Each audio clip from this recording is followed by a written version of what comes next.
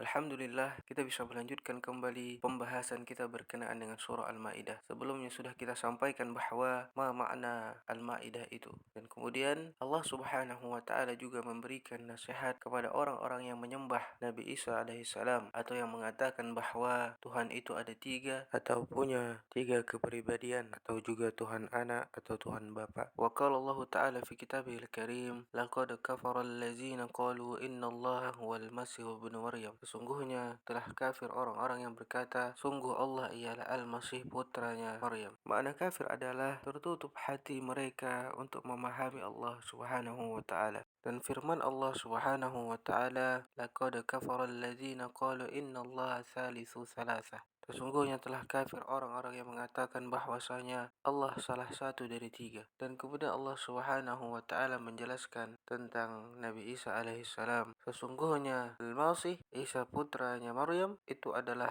utusan Allah yang diciptakan oleh Allah Subhanahu wa taala dari kalimatnya. Alqaha ila Maryam wa ruhum minhu. Dan Allah Subhanahu wa taala meniupkan ruh.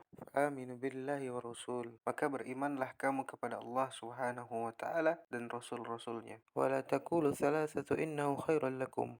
Dan jangan kamu berani mengatakan lagi bahwa Tuhan itu ada tiga atau punya tiga kepribadian. Innamallahu ilahu wahid subhanahu ayyakuna lahu walad. Sesungguhnya Allah Subhanahu wa taala tidak ada Tuhan selain Allah dan maha suci Allah daripada mempunyai anak. Maka Allah Subhanahu wa taala bertanya kepada Nabi Isa alaihissalam, wahai Isa, apakah engkau menyuruh mereka itu menyembah kepada engkau, menyembah kepada Tuhan Anak atau Tuhan Bapa? Ujar Nabi Isa, tidak ya Allah, aku tidak menyuruh yang demikian itu. Wa qala al-Masih ya bani Israil a'budullaha rabbi wa rabbukum. Nabi Isa berkata, hai bani Israel, beribadah kamu kepada Tuhanku dan Tuhanmu, yakni Allah Subhanahu wa taala. Wa la tad'u min dunillahi ma la yanfa'uka. Dan janganlah kamu sesekali berani menyembah kepada itu patung-patung atau berhala selain daripada Allah Subhanahu wa taala. Karena demikian itu sungguh mereka tidak akan dapat mendatangkan manfaat bagimu. Demikianlah nasihat daripada Allah Subhanahu wa taala, dan mudah-mudahan kita doakan semoga Allah membukakan hati mereka dan Allah memberikan petunjuk kepada kawan-kawan kita yang menyembah selain daripada Allah Subhanahu wa taala. In tu'azzibuhum fa innahum ibaduk. Jika engkau menyiksa mereka ya Allah, maka sesungguhnya mereka adalah hamba-hambamu. Wa in taghfir lahum fa innaka antal azizul hakim. Dan jika engkau mengampunkan mereka, memberikan mereka petunjuk, membukakan hati mereka, sesungguhnya engkau adalah maha perkasa dan maha bijaksana. Dan juga di antara yang akan kita sampaikan bahwa di dalam surah Al-Maidah ini Allah Subhanahu wa taala memberikan petunjuk kepada kita orang-orang yang beriman kepada Allah dalam hal memilih pemimpin. Nah, Allah memberikan petunjuk kepada kita bagaimana orang-orang yang beriman itu hendak memilih pemimpin dan siapa yang mesti kita pilih untuk menjadikan pemimpin kita, baik pemimpin di kampung kita, di kota kita, sampai pemimpin negara kita. Di dalam surah Al-Maidah ayat 51 Allah Subhanahu wa taala berfirman, A'udzu billahi minasyaitonir rajim. Ya ayyuhalladzina amanu la tattakhizul yahuda wan nasara awliya ba'duhum awliya'u ba'din. Innallaha la yahdil qaumadz zalimin. Hai orang-orang yang beriman, jangan kamu menjadikan orang-orang Yahudi, orang-orang Kristen itu menjadi pemimpin. Jangan. Kalau mereka itu menjadi pemimpin daripada sebahagian mereka, nah ini boleh saja. Tapi kalau mereka itu hendak memimpin kalian, orang-orang yang beriman kepada Allah, nah ini yang tidak boleh. Wa may yatawallahu minkum, siapa-siapa di antara kalian yang beriman kemudian mengangkat orang-orang Yahudi, orang-orang Kristen itu menjadi pemimpin kalian, fa innahu minhum, bahwa kalian itu akan termasuk daripada golongan mereka. Innallaha la yahdil qaumaz zalimin. Sesungguhnya Allah tidak akan memberikan petunjuk kepada kaum yang zalim. Nah, jadi RT, kepala desa, bupati, gubernur, presiden, pemimpin-pemimpin kita, nah ini kalau kita suatu saat diberikan kesempatan untuk ikut memilih mereka, maka pilihlah pemimpin yang seiman dengan kita. Nah, masyarakat yang baik mesti mengetahui calon pemimpin yang hendak dipilihnya itu agamanya apa. Jangan memandang orang-orang yang ada di sekitar pemimpin itu, tapi pemimpin yang hendak kita pilih ini apa agamanya. Karena Allah melarang orang-orang yang bukan Islam memimpin kaum muslimin, sehingga mesti kita teliti jangan sampai kita memilih pemimpin yang jelas-jelas menentang Allah. Baginda Rasulullah SAW tidak suka kalau kaum mukmin itu dipimpin oleh yang tidak beriman kepada Allah. Andai kata calon-calon pemimpin ini semuanya itu beragama Islam, alhamdulillah. Yang jadi masalah yang tidak beragama Islam. Dan para para pemimpin-pemimpin itu pun mestinya sadar dan sayang kepada agamanya. Apabila terjadi persaingan perebutan pimpinan, andai kata di situ ada 4